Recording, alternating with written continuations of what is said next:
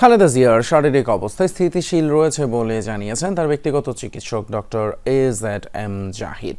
রাজধানী এভারকেয়ার হাসপাতালে স্বাস্থ্য পরীক্ষা শেষে নিজ বাসভবন ফিরোজায় পৌঁছানোর পর ডাক্তার জাহিদ কথা জানান। বলেন, আওয়ামী লীগের আমলে তার চিকিৎসায় অনেক অবহেলা হয়েছে। সময় মতো চিকিৎসা করাতে পারলে তার শারীরিক অবস্থার আরও উন্নতি হওয়ার সম্ভাবনা ছিল। এদিন স্বাস্থ্য পরীক্ষার জন্য সন্ধ্যা 7:30টার দিকে স্বাস্থ্য পরীক্ষার জন্য এভারকেয়ার হাসপাতালে যান খালেদা জিয়া। পরীক্ষা নিরীক্ষা শেষে রাত 11টার পর বাসভবনে পৌঁছান তিনি। ওনার শারীরিক অবস্থাটা এমন একটা পর্যায়ে তৎকালীন সরকার নিয়ে গিয়েছিল যাতে ওনার জীবন আশঙ্কাজনক হয়েছিল। যে চিকিৎসাটা ওনার প্রয়োজন সেটি করা সম্ভব হয় নাই। সেই জন্য ওনাকে প্রায়শই এভারকেয়ার হসপিটালে ফলো আপের জন্য যেতে হয়।